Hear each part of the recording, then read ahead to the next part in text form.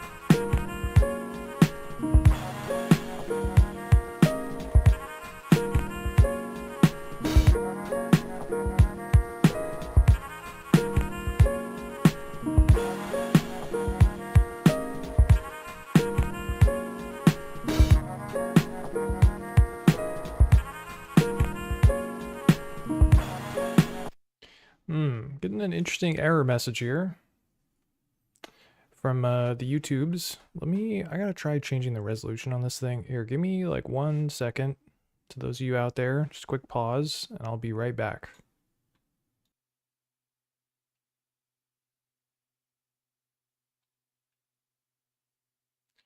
All right, we back.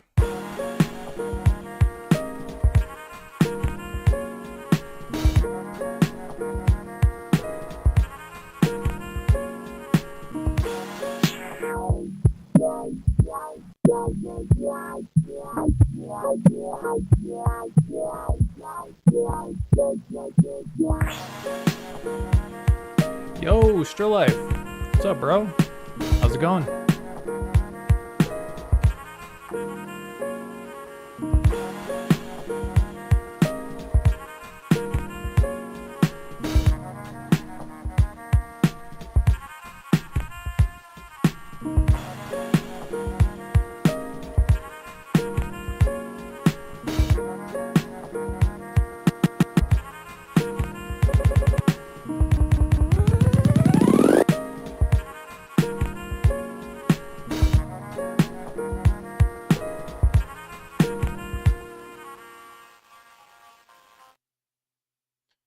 Nice. All right. Well, that was one beat on P6. Let's play one more, then we'll get into it.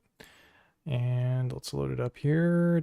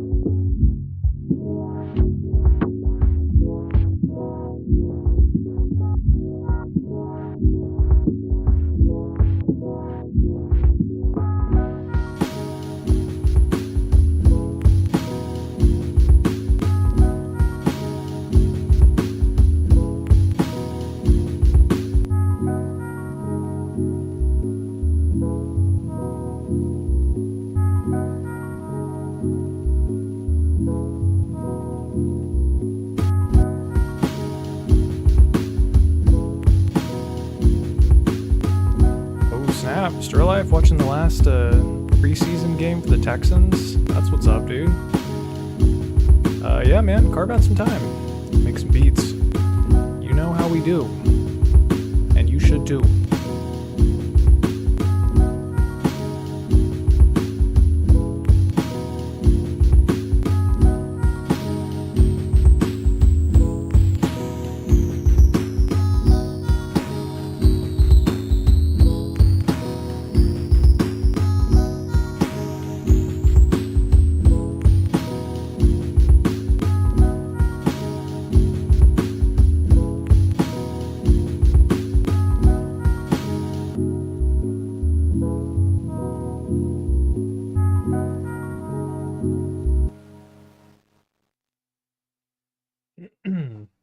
Nice. All right. Well, that was one other beat on P6. We chillin', we chillin'. Yo, Noise Commander 3DS? Dude, hello. Guten Tag. Or I don't know, it's probably like super late in Germany. I don't know the time exactly, but good day to you. All right. Well, that was a couple beats on the P6. I think I might have made at least one of those on stream last time. So if you're interested in how they were created, check that out. But yeah, let's get into something new here. Beep bop boop. Pattern 9, maybe. I always forget where I have things saved on this thing. We'll do pattern 11. Why not? Make a note of it. Okay, but yeah, got some interesting stuff to go over today. So let's select our bank here. Nope. All right, so yeah, this is clear bank. So yeah, basically I've been messing around with this new kind of method of slicing samples on the P6 that I wanted to share with you all. I'll have a video tomorrow going over it, which is going to be a little bit more succinct. So it'll be like, you know, whatever, 5 or 10 minutes or something, explaining the technique. But yeah, I wanted to walk through it on stream just to kind of like, I don't know, explore it a little bit and take questions if anyone has any related to it. But yeah, essentially the technique is, it's like a unique way to slice samples on the P6, because if you're not familiar with this device and how it works, basically there's a chop mode that allows you to set a equal number, or not equal number, it allows you to set a number of slices in the sample, and it chops them evenly. So if you do like 16, it'll divide it into 16 even parts, which works well for some samples, but not so well for others. So you don't have a lot of control over where you want to set the slice points. However, there is this method that I've been working on, which basically allows you to set custom start points, quote unquote, by motion recording the start value or start point of the sample at various steps. So it's kind of an interesting way to slice samples, quote unquote, and it's actually not that complicated. So let's go ahead and take a look at an example, and then we will start working on this beat. So let me load up a drum break just to get us started here. Find something good.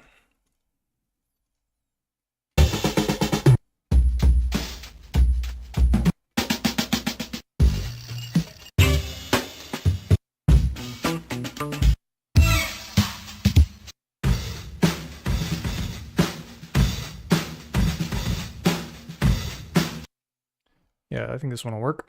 Okay, so we've got our drum break here. Let's go ahead and record it in. And I'm going to make it a little louder. Okay, and I'm recording it in at double speed so that we use less sample time. You all are probably familiar with that technique. But yeah, so let me sample it in here. Seems like the levels are good. 22 kilohertz, do mono. And then I'll do threshold, -18. And let's get rocking here.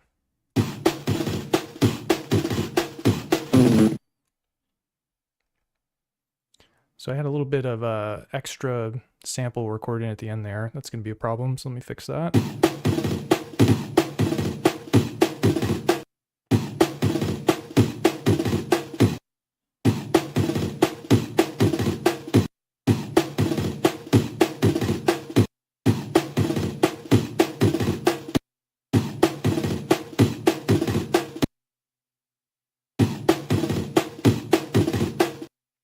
Okay, cool. So you can hear it kind of like ends. It's like, here, I'll pitch it down.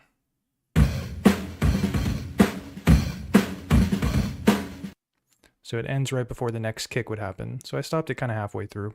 But yeah, so basically the technique that I'm talking about here is what you can do is you can put notes in the sequence. So let me make sure I have the correct length here. We're just gonna do 16, keep it real simple. So 1 bar.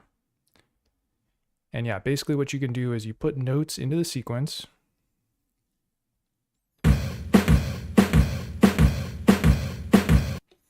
So right now it's just playing it over and over again from the beginning of the sample, start point of 0.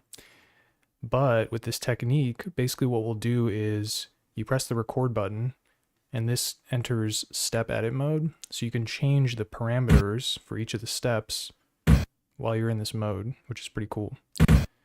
So for our trigger on step 1, I'm going to have the start value be 0. So it's going to start right at the beginning on that kick drum. And then for this one, on step 5, if it's like a basic rhythm section, you'd probably want a snare here. So what I can do is I'll keep tapping this pad, and I'll adjust the start value until I hear a snare drum.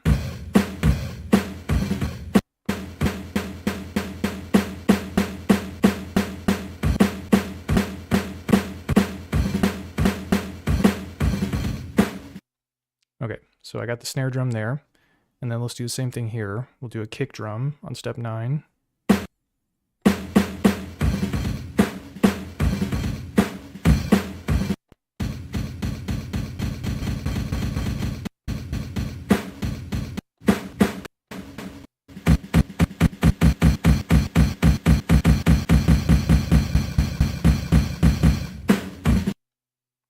And then we'll do this last one on step 13, which will also be a snare drum.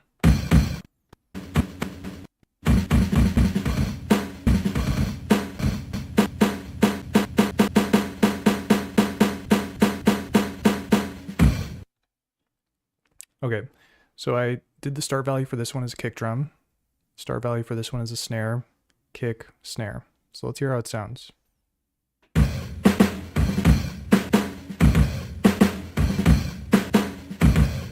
So the pitch is too high. It's not playing correctly because the drum break's too fast. Let me pitch it down more.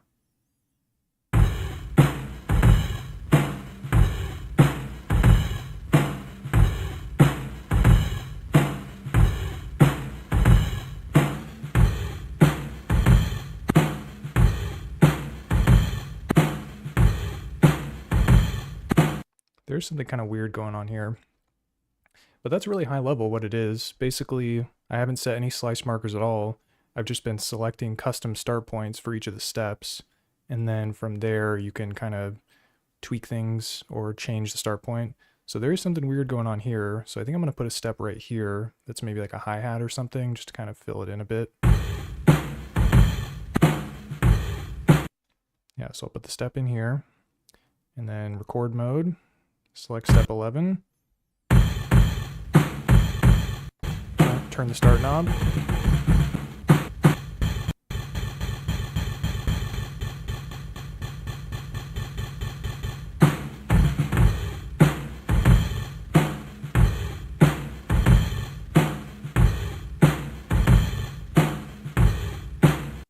Sounds pretty smooth.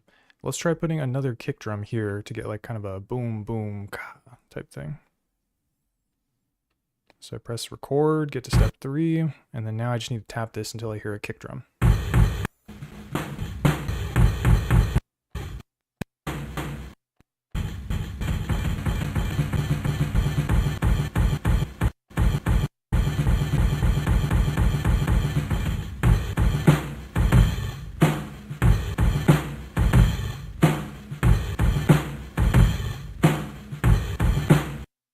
And you can adjust the parameters of each of the steps too. So I could adjust the micro timing, for instance. So you hold the step, press granular until you get to the T. You can make it come a little bit later.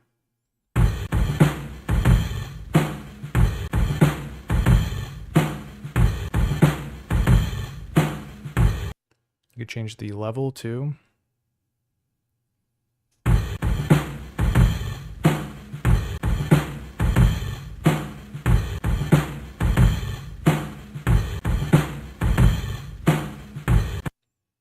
And yeah, so that's again kind of like the basic process and steps. There's some other cool stuff you can do too, though. Like you can adjust the pitch of each like slice, quote unquote. So normally if you chop a sample, the note buttons correspond to the different slices, not different pitches. But in this method, you can change the pitch of each of the steps because the notes are not locked to slices. Not super useful for rhythm section, but let's see if I can do an example here. So yeah, for this one, you hold the button down and you've got the note there. So you can just bring the pitch down less, I guess.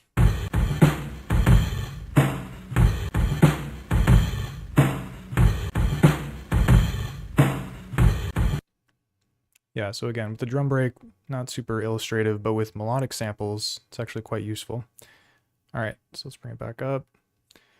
I'm trying to think of any other interesting stuff you can do with this technique.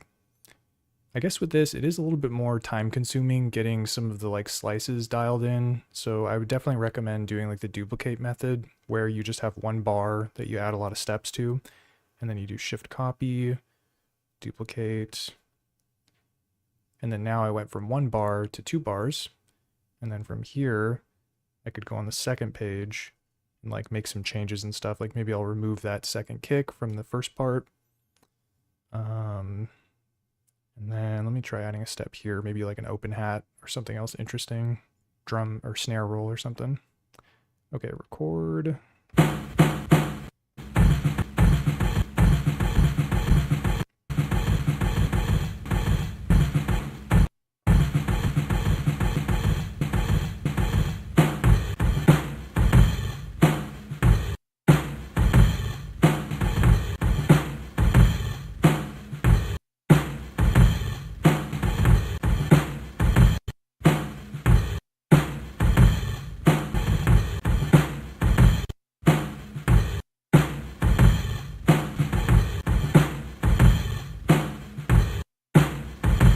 But you'll notice when it gets to this step, it mutes it out for some reason. I find this is just a weird behavior that it has, where if you delete a note that you've locked the start point to, sometimes it just causes it to mute out. So like watch when it gets to this step. Kind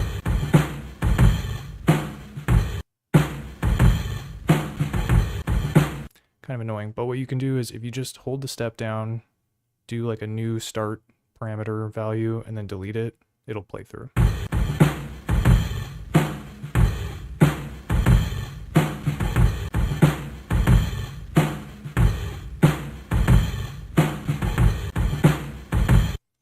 So yeah, that's basically the method. Again, I'll have a video tomorrow out that kind of explains it more succinctly, but I'm also going to use this method to slice our melodic sample for today. So let's just load that in and see if this drum break is compatible with it.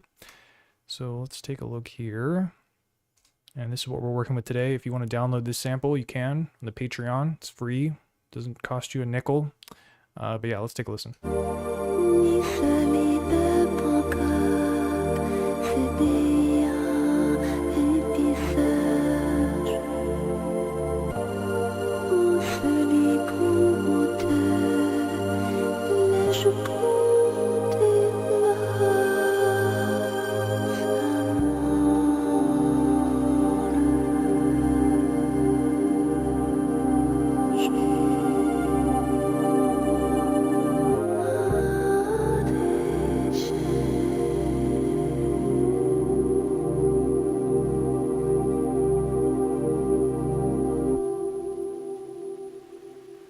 Nice. So yeah, pretty dope vibe here. And I think this sample is going to work well with this start point slicing method, just because there's a lot of like long sustaining, like the vocalist has like, you know, singing parts that are like lengthy or whatever. And so that'll make it easy to like find points that it can just kind of fade into itself, which is how the start slicing works, as opposed to, you know, punching in the chops. It's more of like kind of feeling it out or whatever. So let's get into it. But yeah, thanks, Sean Brandon. Appreciate you saying that. It's pretty cool stuff. Definitely mess around with it. And if you come up with anything cool, definitely share it. Because yeah, I think it's an interesting method to get some of the quote unquote slice limitations out of the way. All right, so I got to record this thing in. We're going to pitch it up like we always do. Put it on 1, sampling. What are the levels like? Pretty low. Okay, that should be fine. And then, let's see. Probably want to keep it on mono. It's at 22 kilohertz, which is good. I think we're good to just record as much as we can. I don't think I'm going to get the whole sample. It's pretty long, but let's get as much as we can.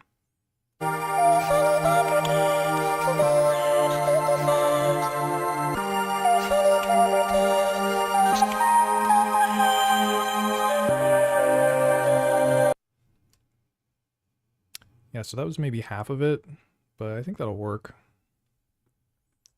Just got to write it in here. All right, and then we're going to pitch it down.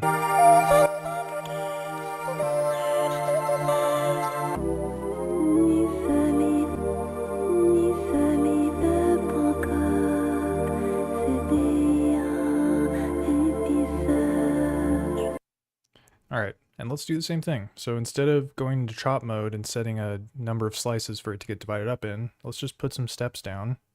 This one, I'll keep it a little bit wider. So before I was doing the quarter notes, but I'll do half notes on this one. Go to the next page, same deal.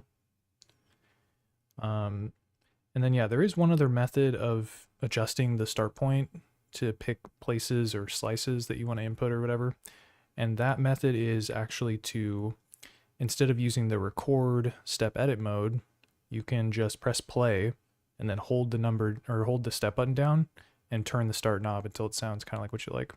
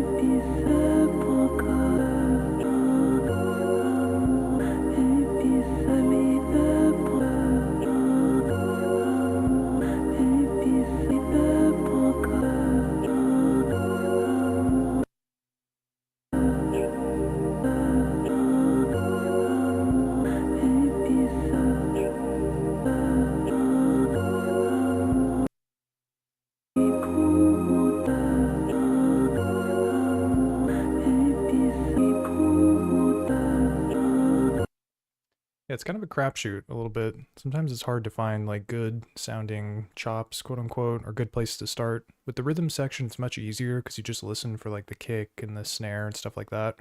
With melodic samples, yeah, you kind of have to get a little creative. It's definitely different than, yeah, just punching in kind of slices that you set or whatever, but I find that you can get some interesting and unique sounds that you might not even have thought of if you were just using the regular chop mode. So let me see if I can find something good for this step here.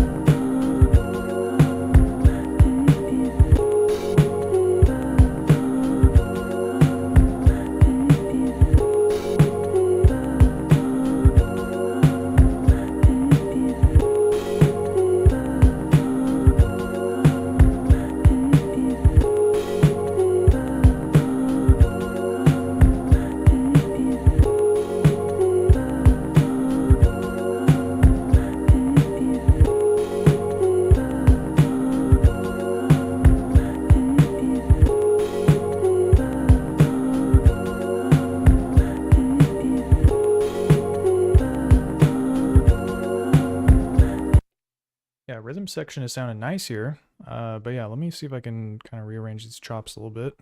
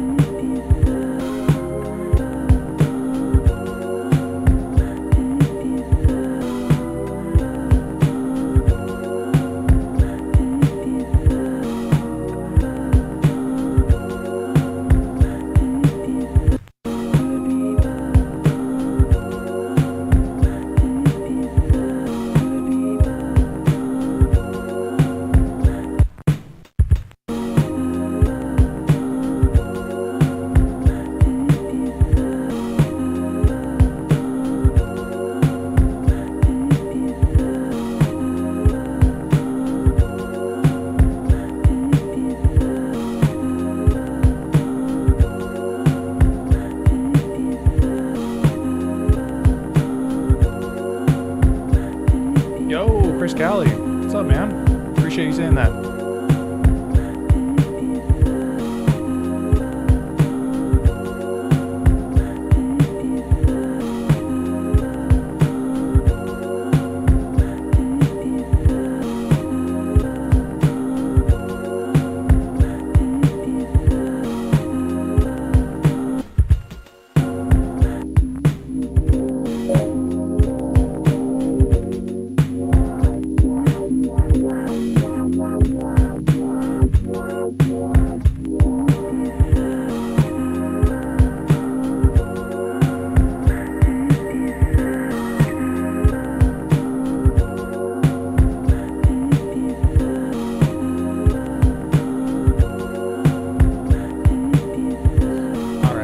Bass.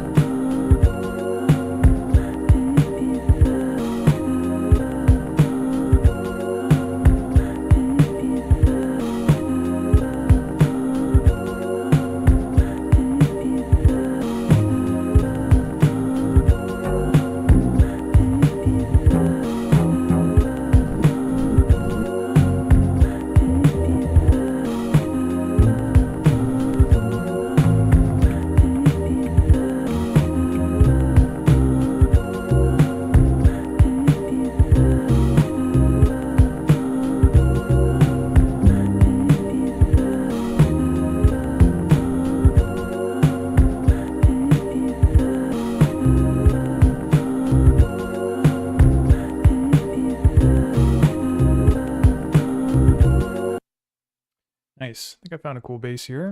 So let's try this one. I'm gonna try and mono mix it though. But let me save a copy of it first. Yo, Chris Cali, you got some beats, dude? Dude, that's what's up. Thank you for sharing. Okay, let's get in here and crop it. Because I just want this first note. And then I feel like this is like a stereo sample, but I want it to be mono. So let me listen to the mono L here. Let's see if that's what I want. Sounds dope. Overwrite. And then let's record it in. And yeah, I don't need to pitch this up because it's a pretty short sample. Get it on number 2 here.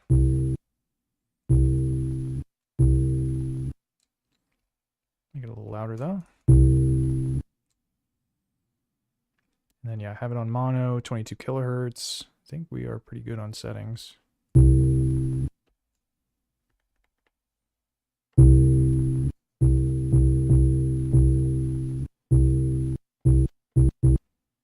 Set it to gate mode and adjust the release a little bit too.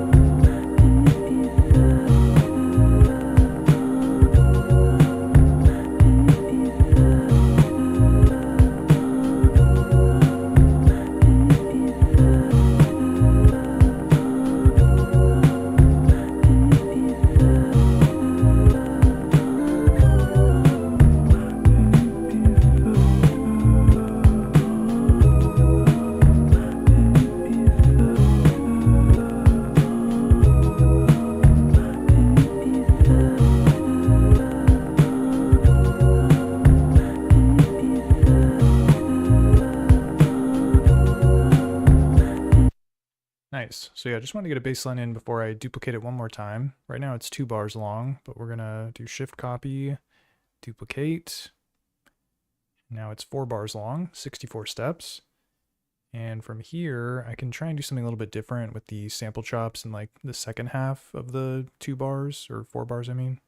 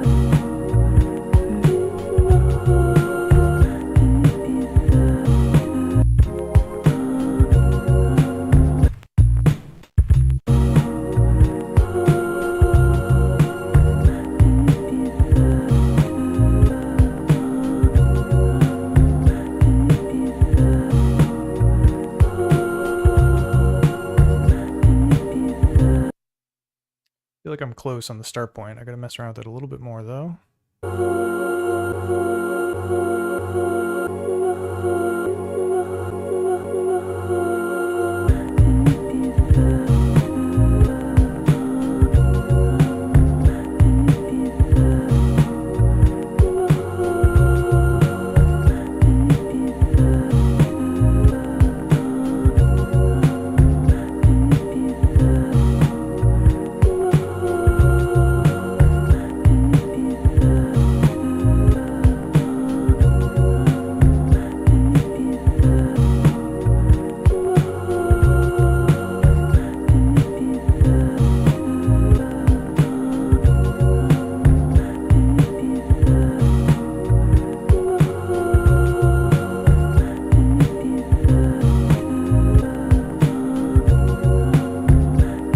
Bad.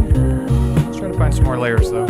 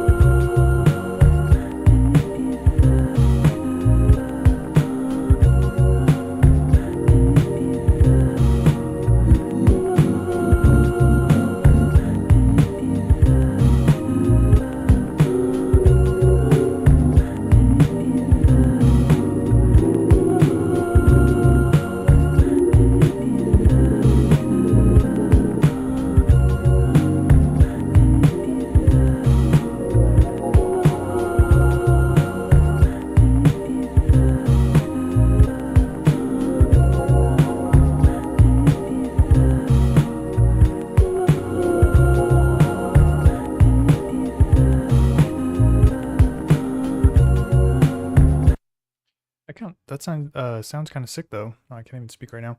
Let me try and pepper this thing in and see what's what. Oh man, there's a lot going on in the stereo field here. So I'm definitely gonna have to record it in stereo, which we can do. Just gonna have to pitch it up. Very stereo. Very stereo. Okay, so I've got number 3 here, sampling. Do that, stereo. It's at 22 kilohertz, which I think is fine. Let's see if I can get it all.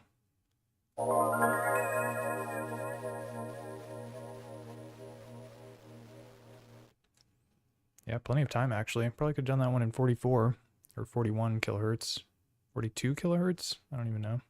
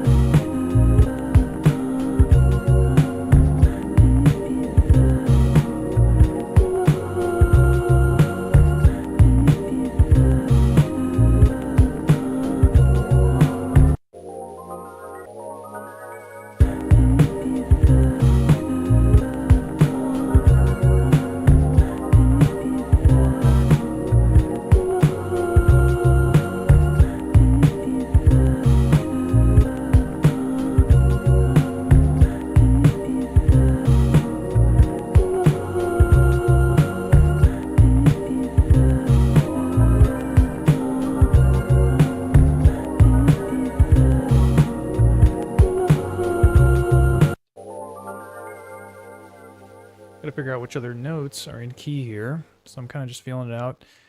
But yo, Simon Labor Beats. What's up, man? AJ just ordered the Ambient Zero. Just wondering if you ever debated on ambient music. No, I've never thought about ambient music. Usually I'm yeah, kind of doing the hip hop thing. Sometimes I'll do things that are a little bit higher tempo though. But no, I haven't messed around with ambient too much. But I've seen some cool videos of the Ambient Zero. Like I know Marlo Diggs has one and some other people that are cool creators. So dude, that's awesome. And yeah, from what I've heard of your stuff too, I know you do like kind of the boom bap hip hop type stuff. So that's sick to see you transition into something a little more ambient. You're gonna have to post some more mixtapes of those so I can listen. But that sounds sick, man. Super excited for you.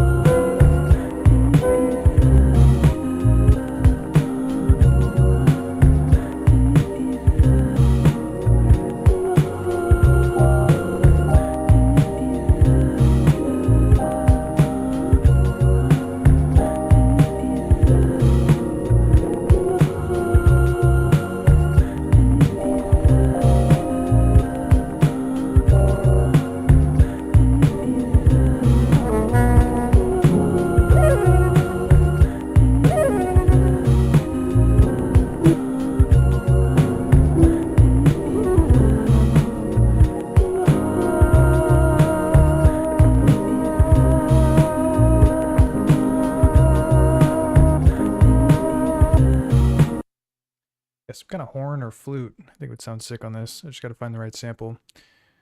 But yeah, Simon Labor Beat says, heck yeah, appreciate you listening. Dude, beat sounding sick. Oh, thanks, man. Yeah, man, for sure. I stay tuned with my Lo-Fi 12 people. I got to keep an eye out on them and see what's cooking so I can stay on top of my beats too. So yeah, man, appreciate you saying what's up and sharing. Ambient Zero sounds tight. Who knows? I might have to get one after I hear what you do with it. We'll see.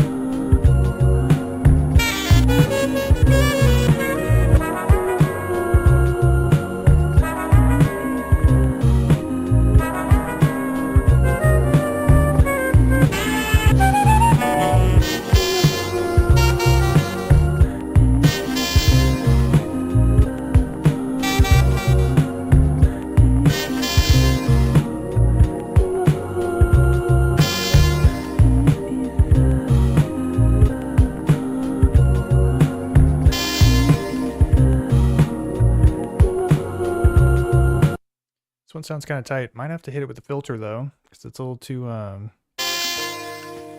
don't know what the word is. Tinny, I guess? Harsh? I don't know. So yeah, let me crop it. Save a copy. Save a crappie. Sample, or no, do test. Okay. And then let's do low pass, see what that sounds like.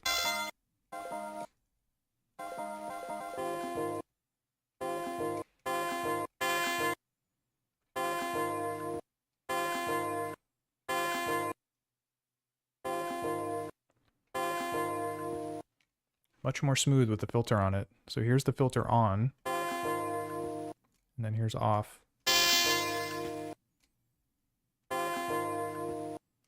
Nice. Okay, let's hear it in context though, just to double check.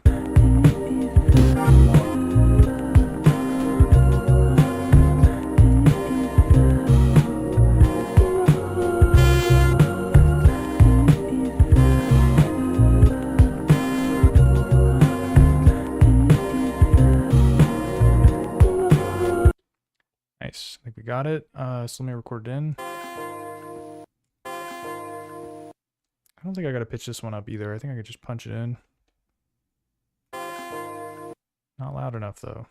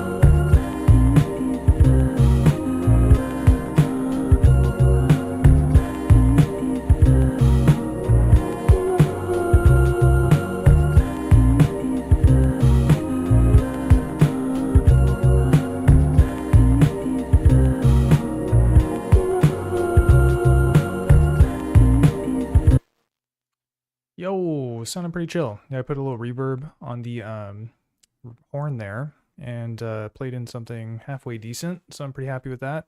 Yeah, usually my tactic with the horn samples is I try to find just like two notes that kind of sound like they're in key. Like I don't know anything about music theory, but I do know when it sounds bad for the most part. So I just try to find at least two notes. Usually the C note works well because that's why I picked the sample. And then one lower pitched or maybe two lower pitched, and then kind of just pepper them in there. But yeah, Samurai Chill, what's up, man? Appreciate you stopping by. Thanks for saying it's dope.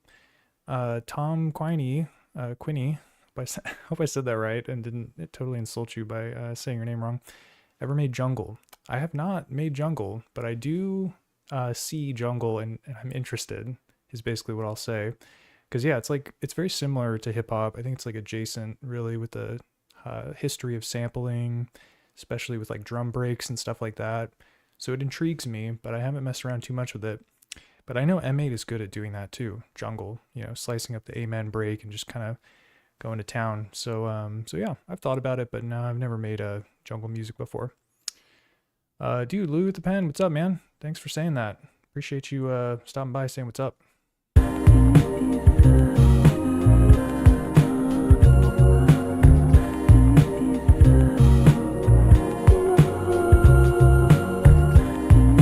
All right, what else we got?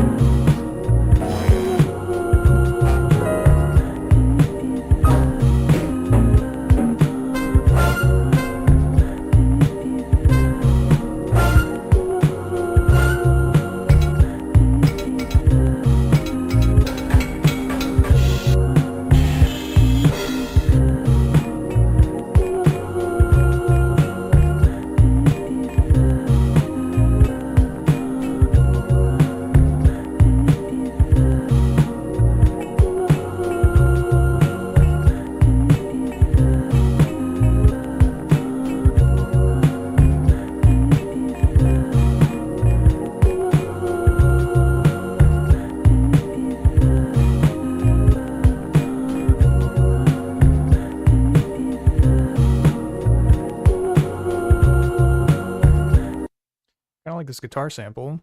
I got to normalize it. It's gonna sound super crazy. Let's hear it. Yeah, it's not even that bad. You trim off some of the end here. Whoa, what are we doing? Beautiful. Crop. Right. And then let's record this in. Super short sample, so I don't need to pitch it up or do anything crazy. But yeah, the Beetlejuice says you should flip the same sample on the P6 and Lo-Fi 12 for science. It's not a bad idea. That'd be fun to do as like a video. I gotta make a note of that. Sort of, yeah, A and B comparison of how I flip it. Because yeah, the sample might turn out a lot different. In fact, because you can't really set your own slice markers on the P6, it would probably sound a lot different on here because I'd have to sort of like finesse the chop mode or do some other magic to get it to work. So yeah, I dig it, man. Appreciate you saying that, Beetlejuice. Okay. Make this a little louder. Bam. Oh yeah, don't make the same track. That's right. Good point.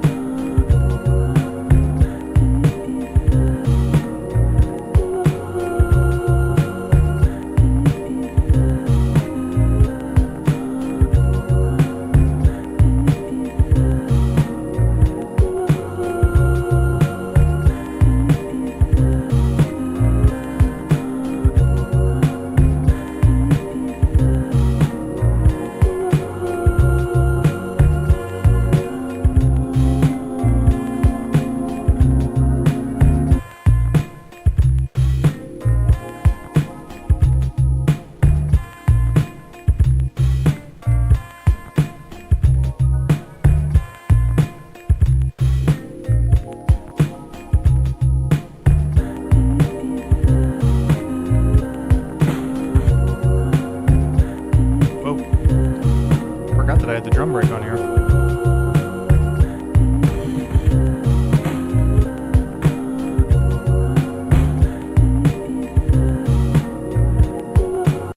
This might actually be a good percussion layer, because I was thinking about adding something extra to the percussion just to give it a little bit more groove. And yeah, this break might actually work out pretty well.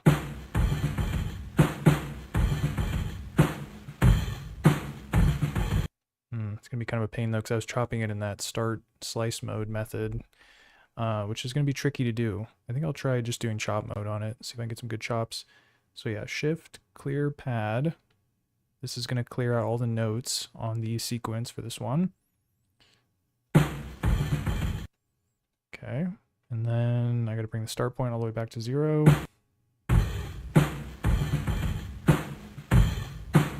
Okay, and then now I can chop it.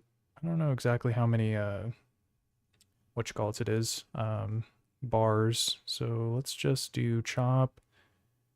Let's start with 8, see where that gets us. Pray tell, why is this not working? Oh, I'm not in keyboard mode, duh.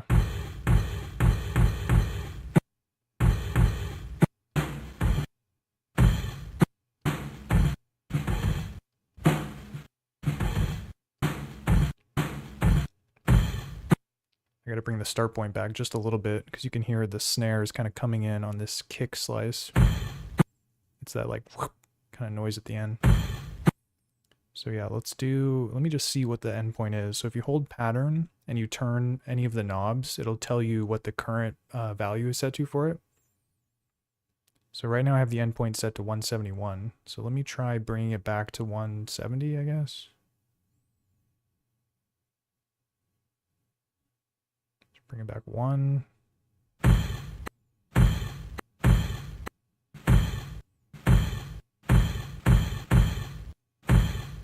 So 169 actually sounds pretty good. Or maybe not.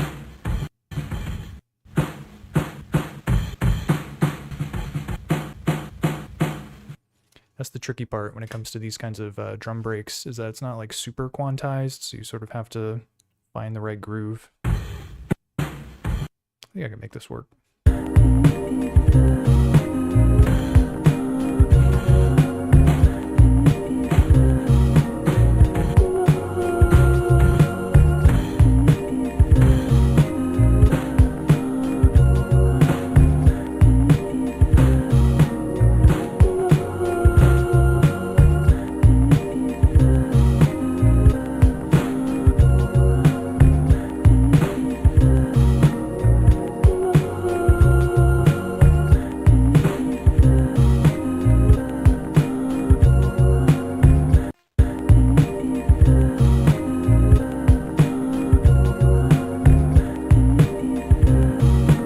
Oh, I see. I think it's like got the start point locked on this sample too, or track, I mean.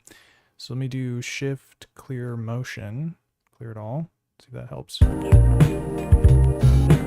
Ah, shoot. I totally just screwed that up.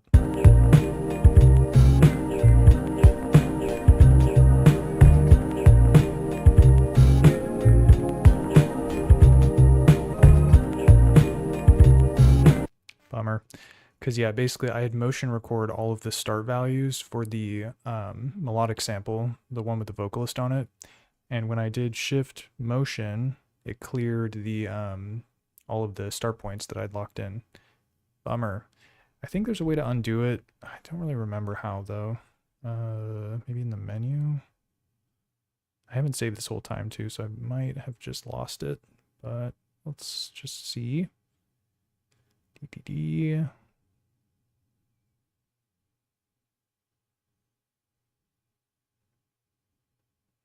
Yeah, I'm not recognizing any of these hieroglyphics.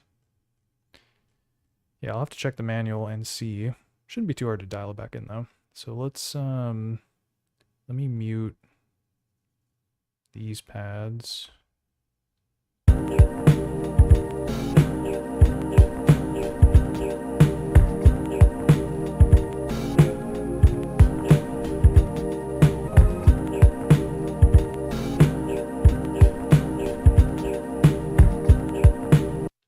Well, yeah, for those of you that weren't here at the beginning of the stream, basically I sliced this sample in kind of a unique way, which is by putting notes into the sequence and then using the step record mode to select the note. And then I would turn the start knob to basically have the sample start at a different point.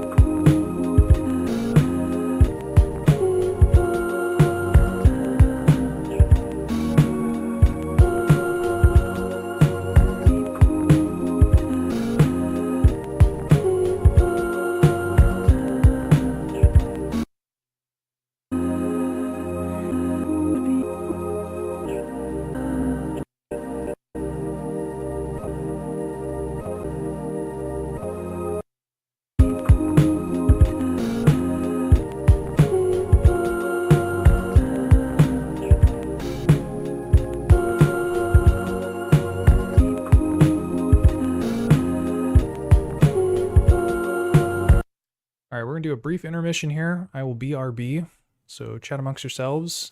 Just 1 second here.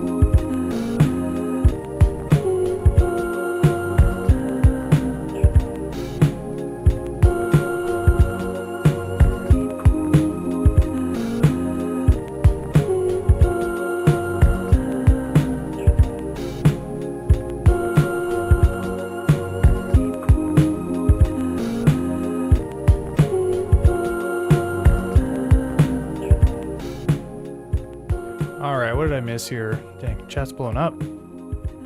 Let's take a look here. Live-in units are dope. Gat Earthrid says, which I agree. There's some cool ones. Oh, dude, Ambient Zero. Dude, Simon Labor was just talking about that. And then, Beetlejuice, appreciate you, commenting on the Jace. You better recognize. Tried them together. Interesting. Because yeah, I do have the Live-in Lo-Fi 12, like the one that came before the XT. That one's pretty sick. It's got its limitations though, of course, but yeah, you can make pretty dope beats on it. You just got to be mindful of the 4 seconds sample limit. But if you can work around that, it's got a nice sound. In fact, I think it's got a sound that's like, it's very unique. It's like super nice lo-fi texture. Something that even the 12XT like is kind of challenging to capture, to be honest with you.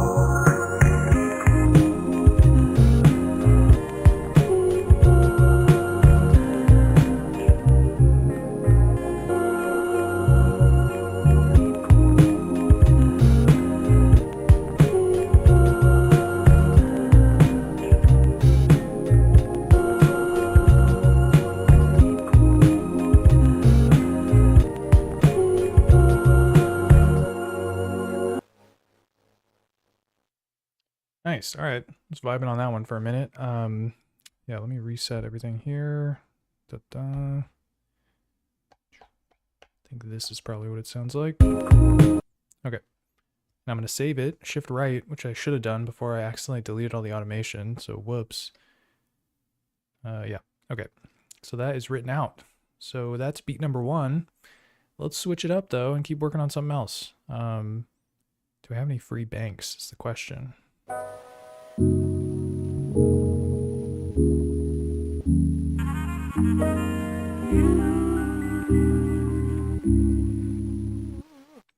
All right, so these ones are all filled up. What about my A banks? Wait, was I not on? What you call it?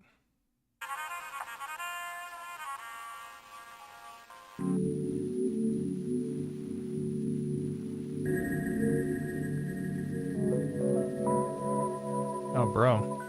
I'm all full on P6. I've got no open slots. I'm gonna have to delete something to work on something else. Bummer.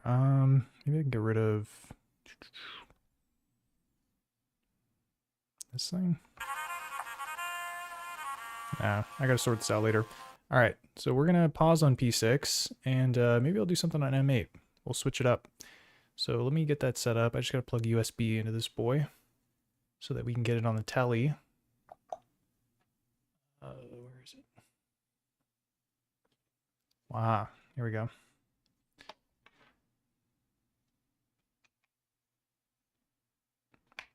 Oh yeah, let me play a beat while we're loading up here. Doesn't sound like anything.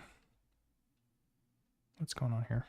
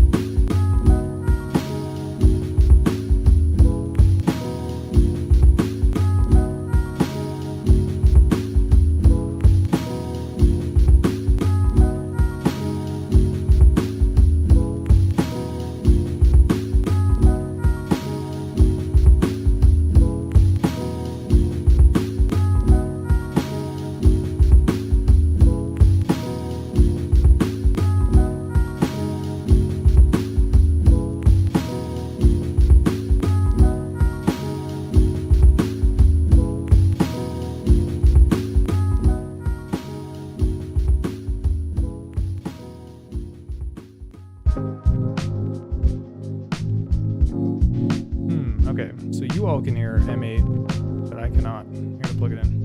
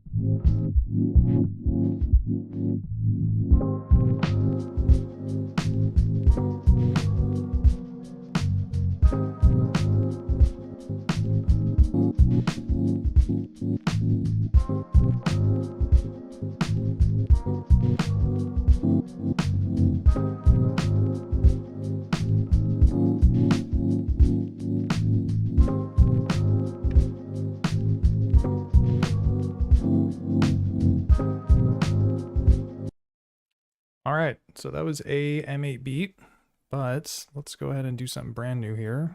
Oh man, gonna move this mic, getting in my viewing angle. All right, so brand new, do.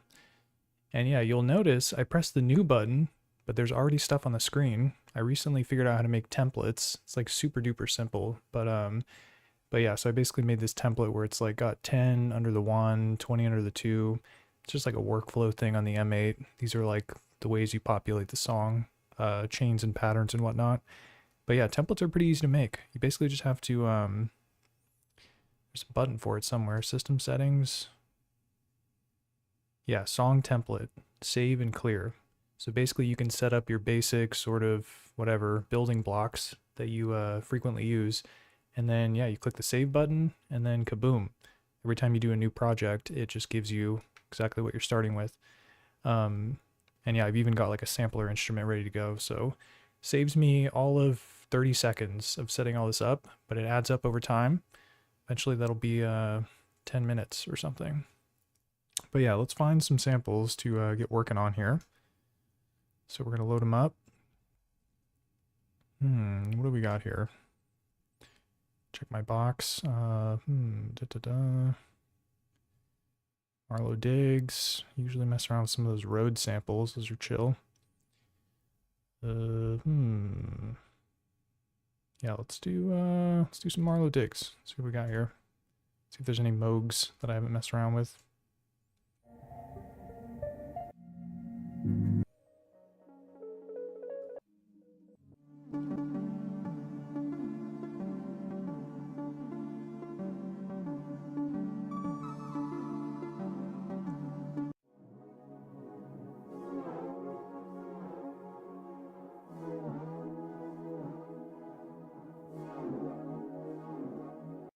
Yeah, this one sounds kind of fun. Let me normalize it so it's like louder than that.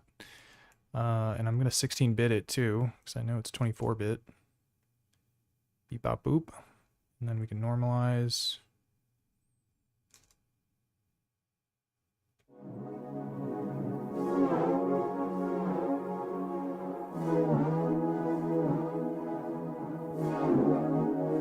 So yeah, let's get some slice markers in here. So we're going to lazy chop on M8, which you can do by, you highlight the slice marker number, and then you hold play, and then you tap the edit button, and it'll put the markers in as you're going.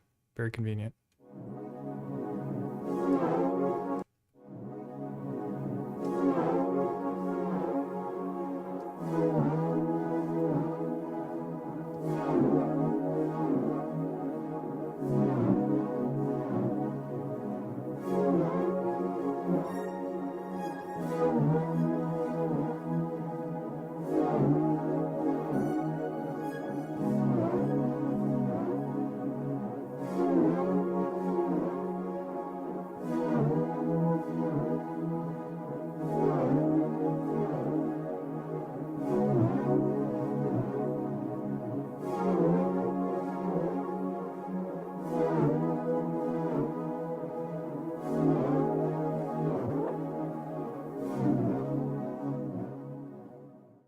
Put a little bit of tape catch on there. That sounded kind of sick.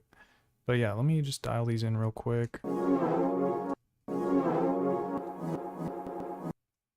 I gotta move some of these up because I did them too early.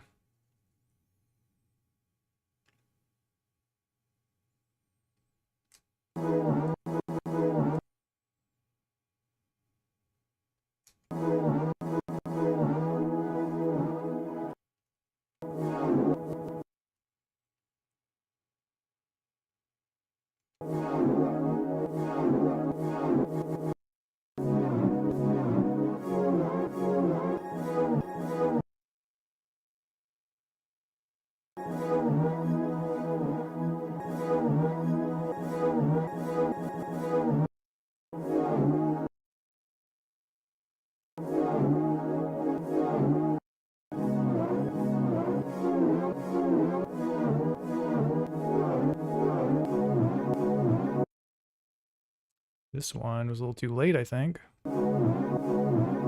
Nice.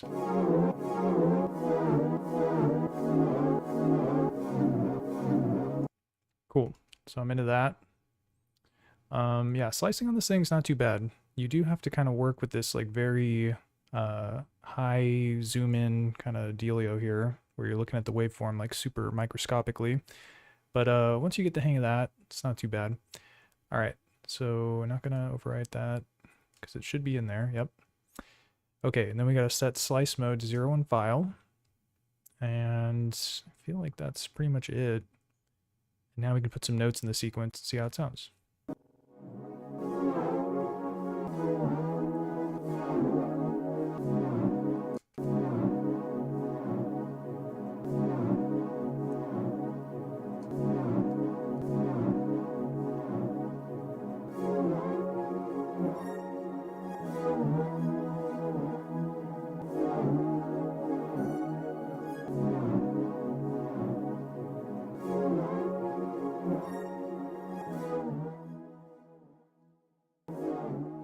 Whoops. Yeah, so I'm trying to add some attack to the beginning of this thing. So we need to do ADSR, maybe do like 5 attack, I guess.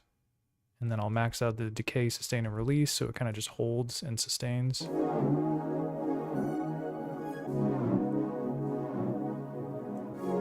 Mess around with the tempo too.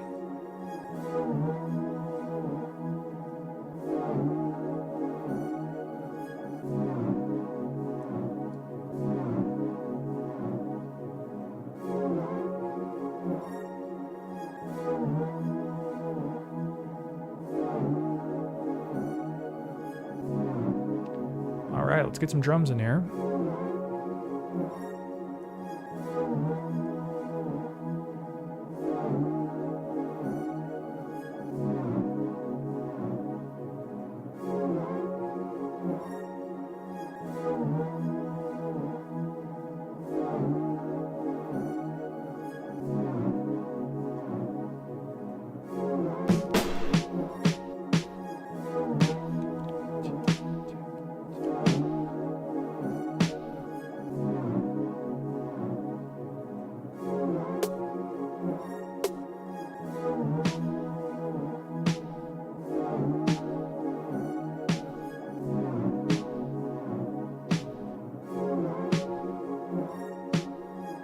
Do an envelope on this thing too.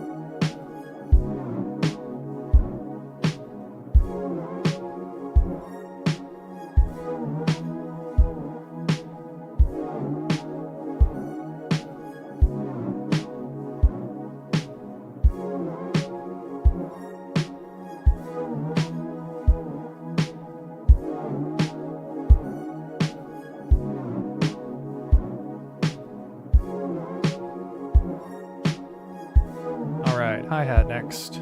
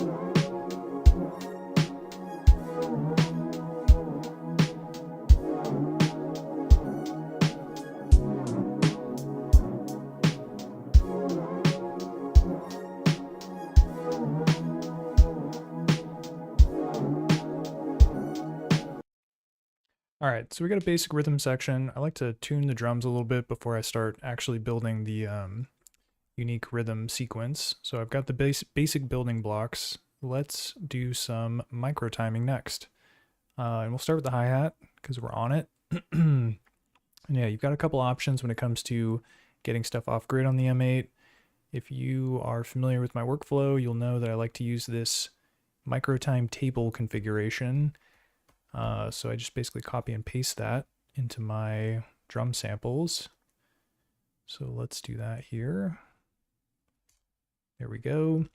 And then you can basically move stuff off the grid by adding this THO command to the sequence table hop.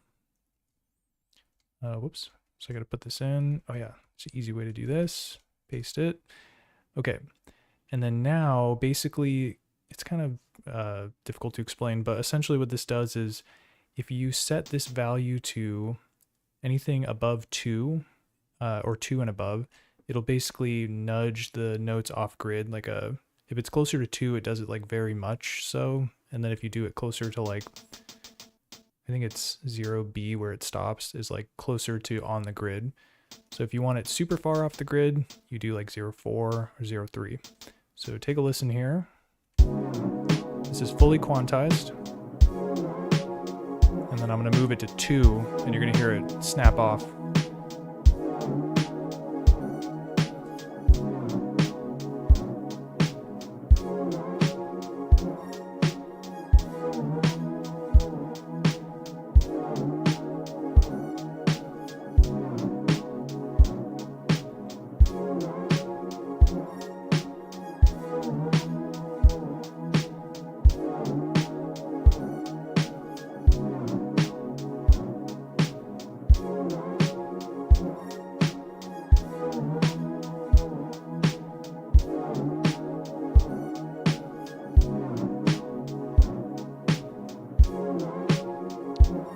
All right, so let's do something similar with the kick.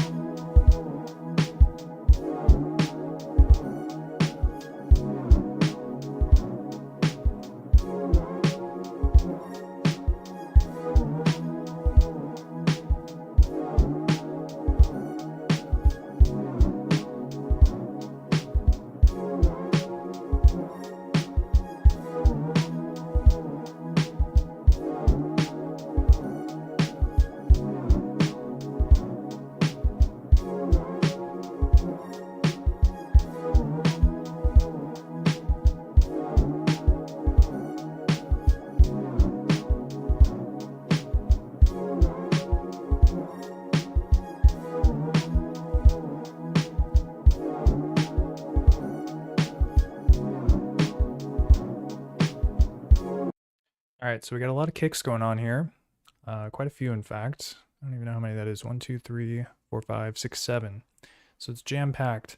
But yeah, what I'm going to do is use the nth command, which is a sequencer command that allows notes to play at different intervals. So essentially what it can do is, here, let me just pull up the help text so you can see that. We'll do that right here.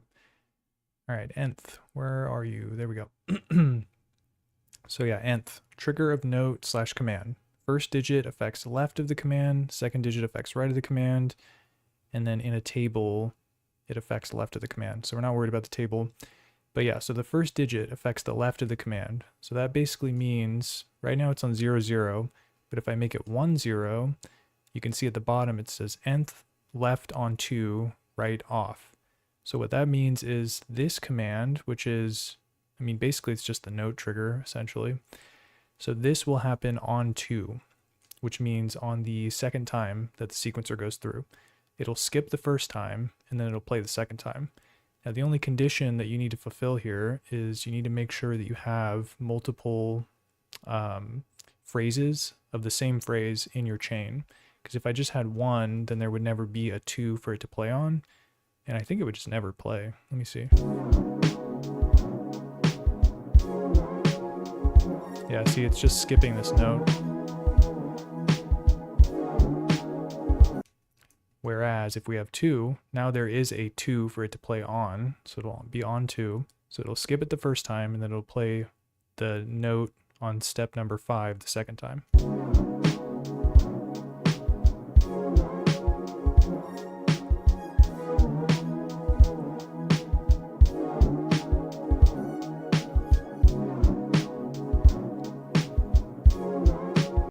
Cool. So it's just a way to kind of like add variety in a sequence without needing to like copy and paste a bunch of stuff or do the cloning, which the cloning is actually pretty easy. But yeah, it just lets you keep everything in one phrase or in a small number of phrases. So let's do the same thing here. We got nth 10. So we'll do this one. And so we had this one going on 2. So let's do some ones that are on 1.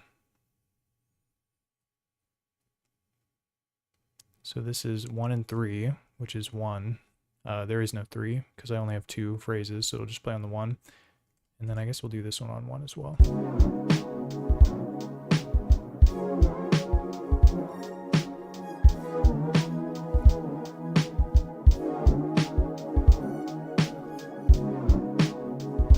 So you see it's skipping these on the second one. So again, it's like it allows us to have a 1-bar pattern, but we can kind of turn it into a 2-bar pattern, or I mean, you could do ones where it only plays the 4th time, where it only plays on the 7th time or whatever. There's a lot of different options with this, but I usually just do like the 1 and the 2, keep it nice and simple. Okay, so that's kick drum and hi-hat. Let's do some micro timing on the snare. You can get it a little bit off grid as well. So I'm going to copy the same table configuration, paste it onto the snare.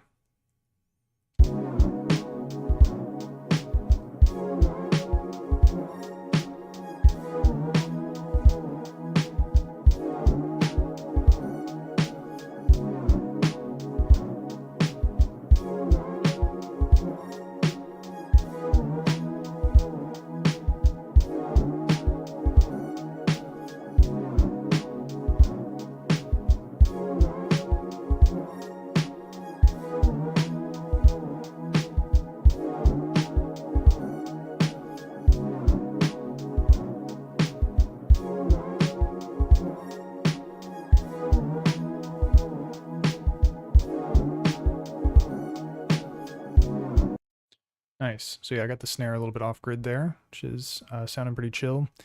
I do kind of want to mess around with something related to the hi-hat, so let me get it pulled up. Yeah, I've heard some people use like an LFO for the hi-hat to do a little bit of variety when it comes to the velocity. So having the volume go up and down on the note triggers. I haven't messed around with it too much, but I'm pretty sure the way you would do it is you would have to go to the mod page, which is above the instrument page. So shift up. And then from here, you would do destination volume. And then, oh man. From here, you want the volume to, the frequency will control like how quickly it's, or yeah, how fast the modulation is occurring. So the frequency of it. Oh, and it's got the value in steps too. So if I did 4, that would mean that it would do a full cycle over 4 steps. So let's hear what that sounds like.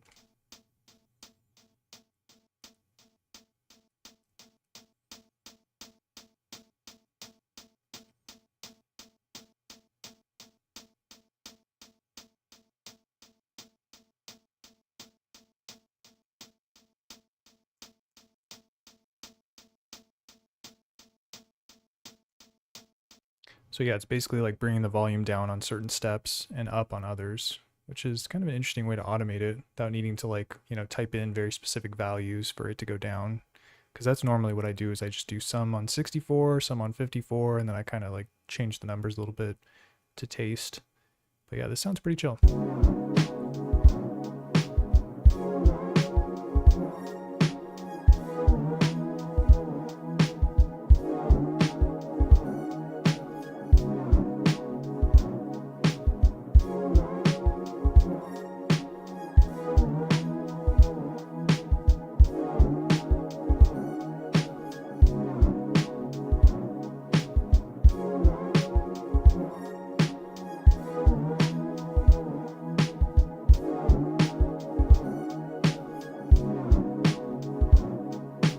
And then the amount is like how far away from the set velocity it's going, or set volume, I should say. So if you bring it all the way down, it's like, it's not going to change at all really. But then if you bring it up, it's going to go like down 80 and up 80, I guess.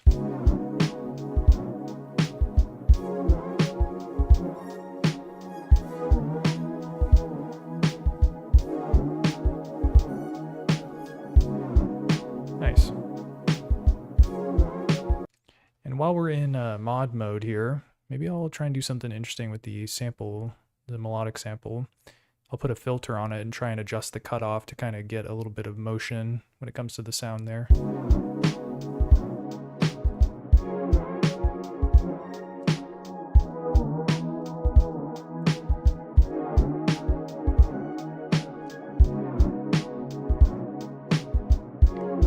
So yeah, the destination I'll have be the cutoff frequency.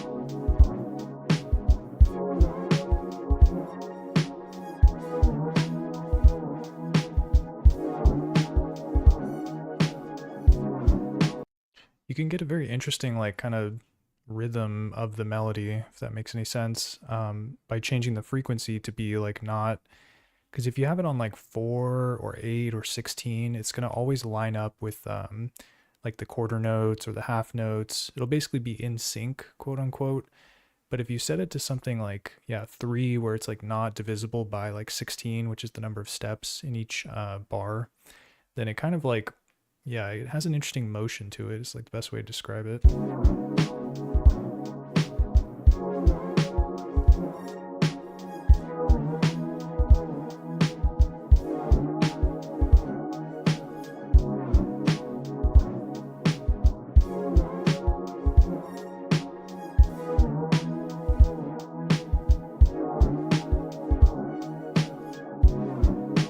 Yeah, it's almost like a poly melody instead of a polyrhythm. I don't know if that's a thing, but I might have just made that up. Okay, let's do our next layer, which is, maybe I'll do a bass line.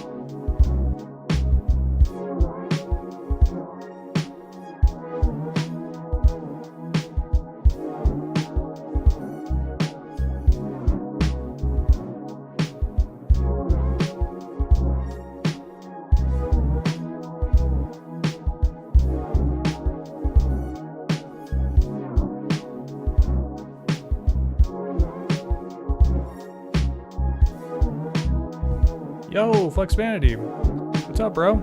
How's it going?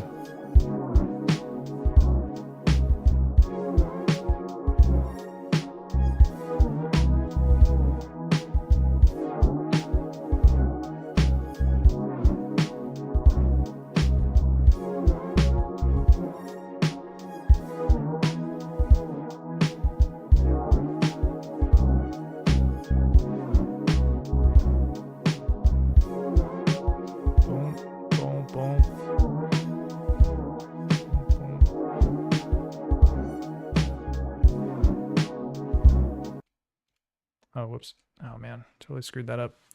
Dude, appreciate it.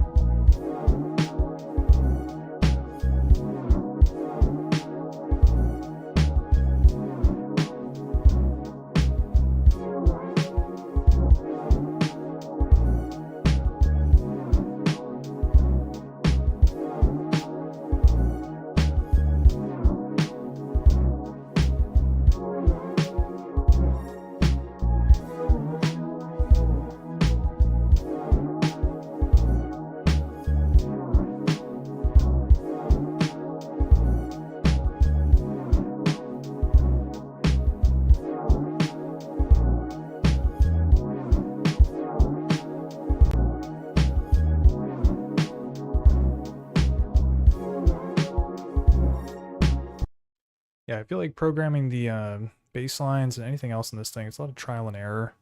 You're kind of just putting notes on the grid or sequence and hoping it sounds right, but if it doesn't, you can always change them. But yeah, this bass line sounds all right. I kind of want to mess around with some of these parameters. Something I don't do much on M8 is play around with the internal synth engines. So sometimes I'll do stuff like this, where it's like very basic sound, like this bass saw wave. But yeah, I'm going to mess around with some of these parameters and see if I can get something sounding a little bit interesting.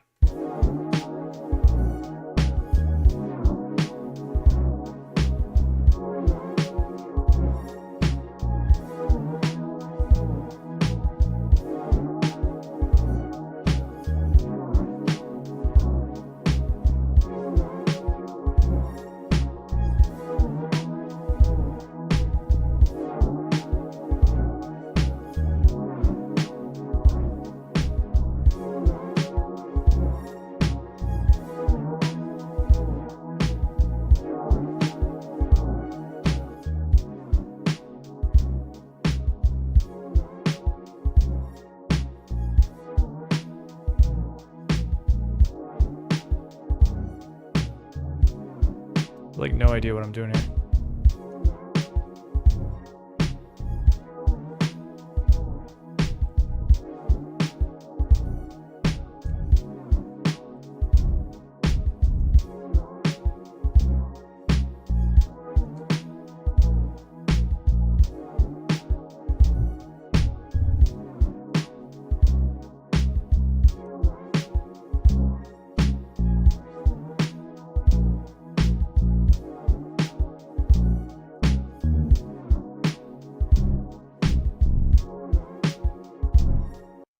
I really got to study these parameters, so let's go ahead and reset everything and keep it nice and chill for now.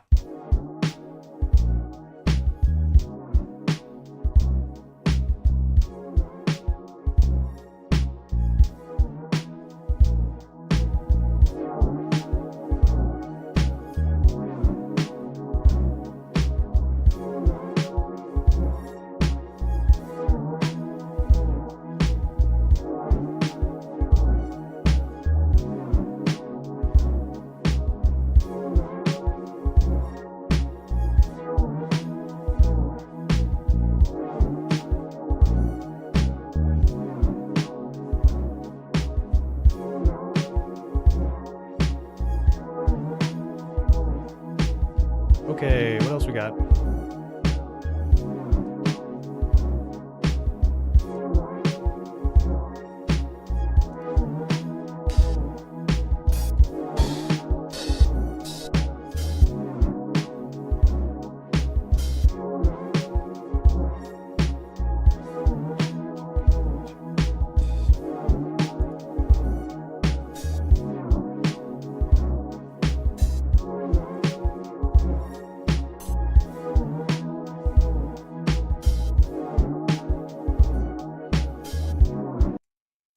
All right, so I'm going to put this in the hi-hat track, which is this one. Yep. All right, so I will clone it by holding shift and then pressing option and then edit. So I've got a copy of it, and then now I can change the instrument. Open hat. And then let me put that micro timing thingy in here too. Copy and paste. Shoot, I screwed that up. One more time. Copy. And then paste. What did I do wrong here? Copy. Paste. There we go. Must have pressed the wrong button. Okay.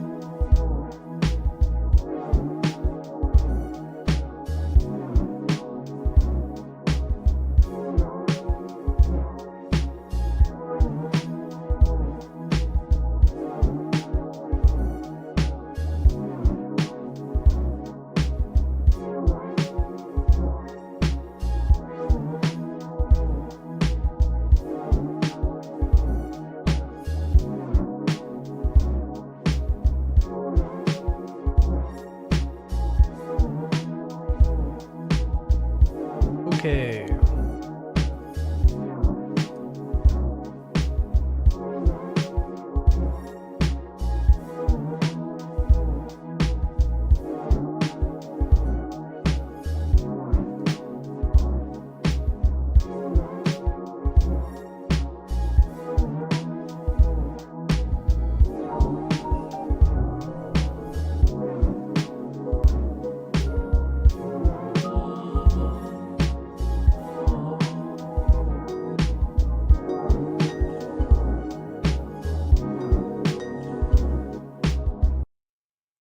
Kind of like this kind of bell type sound. Where's it at though? Oh, there it is.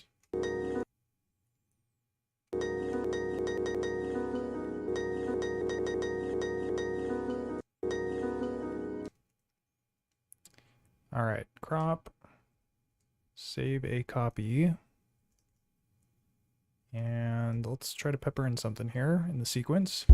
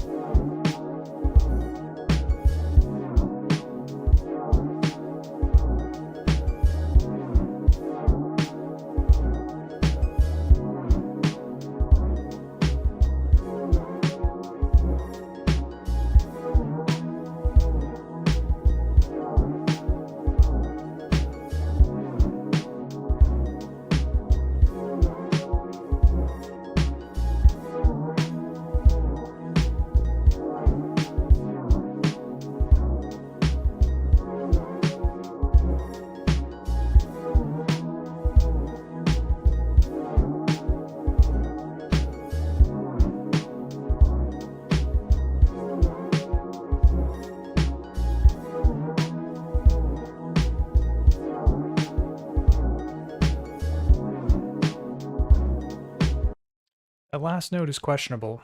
I think I'm gonna leave it in there, stick it in there, but I don't know, it seems kind of off to me. Maybe it's the wrong pitch or something.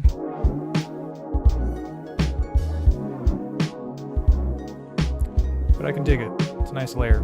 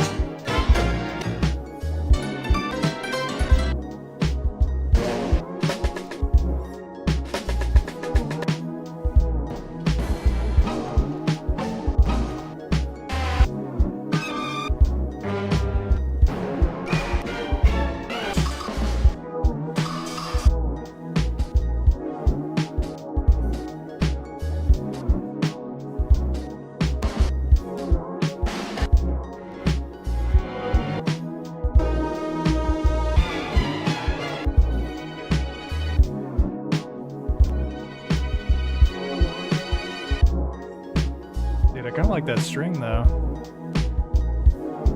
gonna have to like be really strategic about the loop point here so I can make it sustain in a pretty cool sounding way.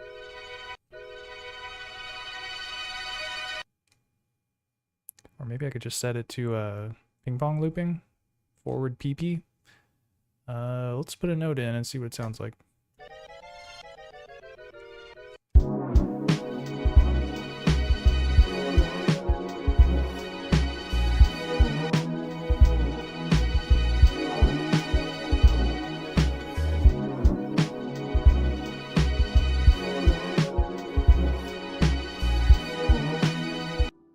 Man, getting lost in the sauce here. Okay.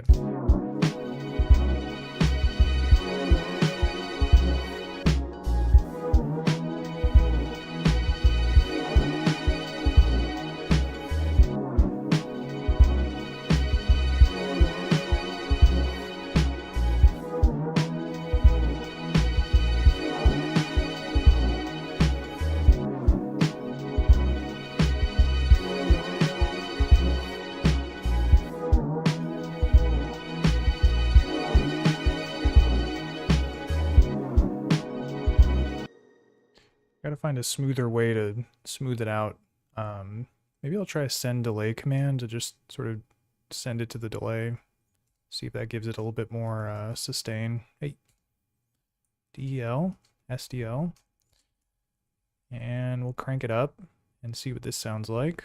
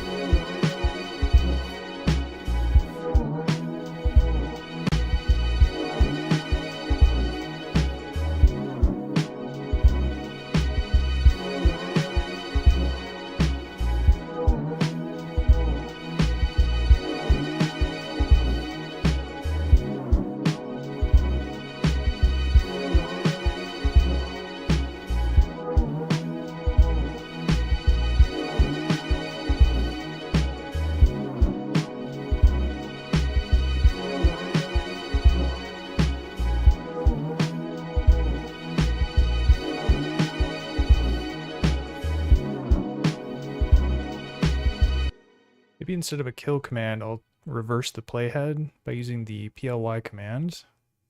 If I can find it. Somewhere around here. Here we go. And yeah.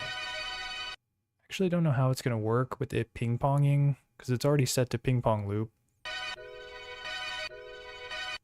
Maybe I just try doing it from forward. We'll see.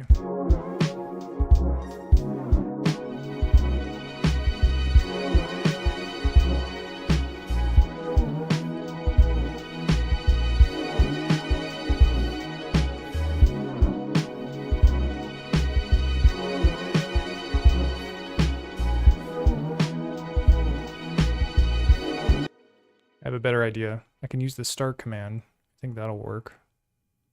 STA.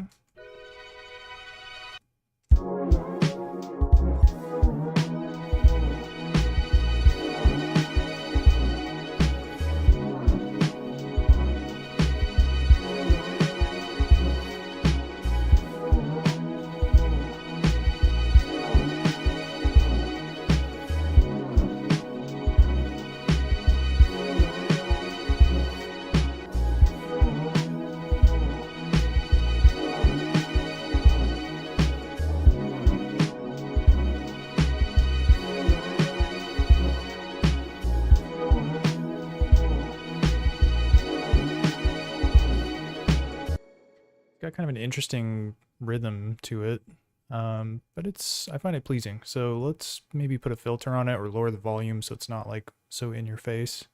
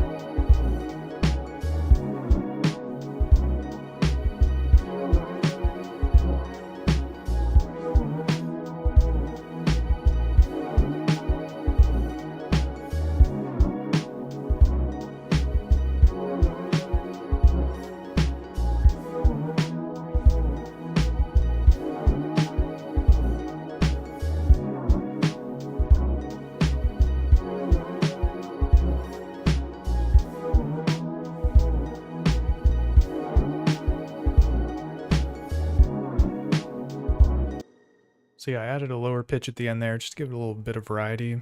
Turn the volume down a bit, and the bandpass seemed to work out pretty well. It's fitting the mix pretty well. So let's do our last layer here. We're already on track 80. What else we got?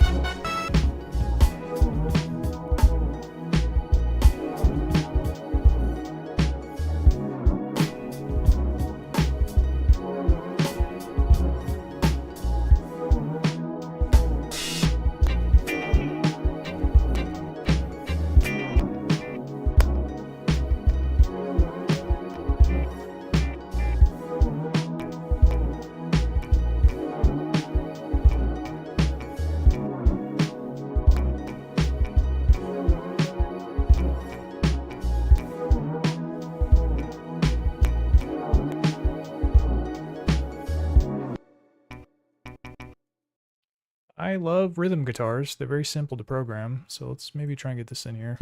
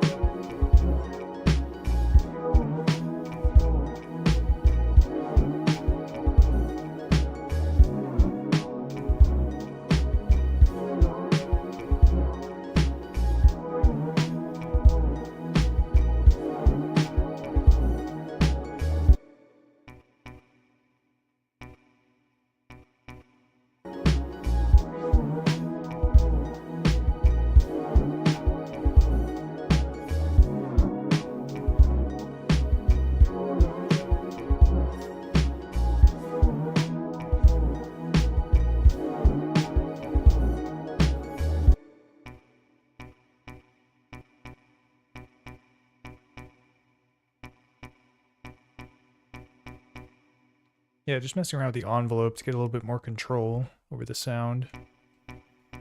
Yeah, I feel like sometimes when I'm working with like samples from all over the place, vinyl and etc., sometimes there's like extra unwanted sounds in there, so the envelope can be helpful to like control yeah, what plays basically. Sounds pretty chill though.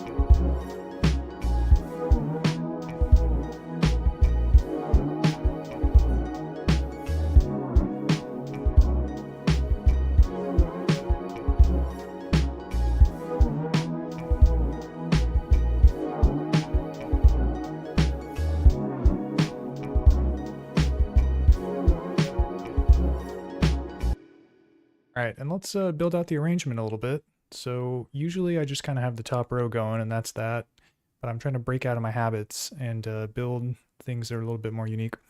So we're gonna add some layers in, and yeah, basically the rhythm section is here, 20 through 40, 50 is the bass. So these are the extra layers that I wanna kind of pepper in as the sequence plays. So we're gonna do an empty, what here, 1, 2, 3, 4. And yeah, something that I did was made sure that every one of the chains had 4 phrases, just so the playhead moves through the song page at an even rate. Because if you have stuff that just has 2, it'll like move through a little bit quicker and then kind of desync almost. So if you have all the same length chains, same number of phrases, then it'll move through at the same rate. And that's why with these empty ones, I put 4 zeros in them. All right, so what does this sound like?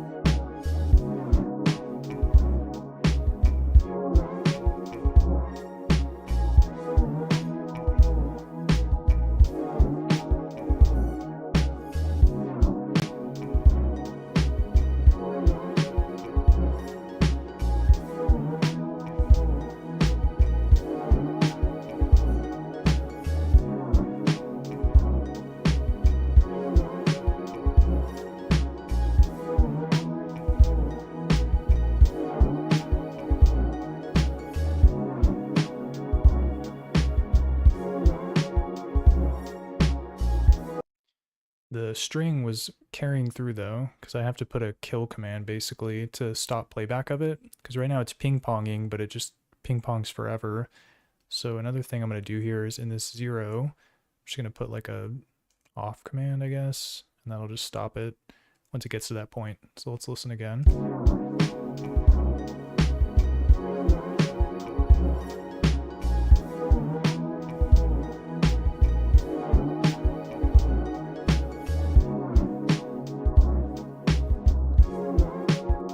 So it stopped the string.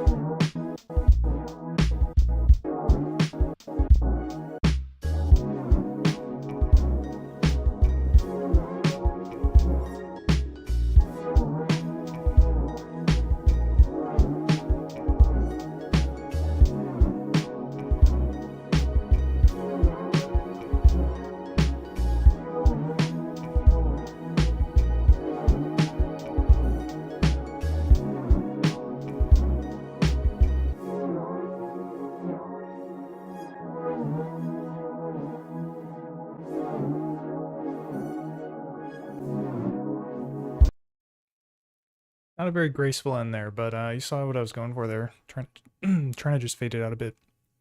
Excuse me, something in my throat here. But yeah, so that's an M8 beat, made from scratch, or I guess from samples, not really from scratch. But yeah, it turned out pretty sick. So yeah, that's the M8 workflow in a nutshell. And then the P6 beat that I did earlier was also pretty chill. So I'm pretty happy with today's session. I think this is probably the point where I'm going to call it though. But I did want to say, got a video coming out tomorrow on the P6. So check that out if you're interested. It's basically about like sample slicing using like the start point instead of using the chop mode. So it's a little bit unique in that regard.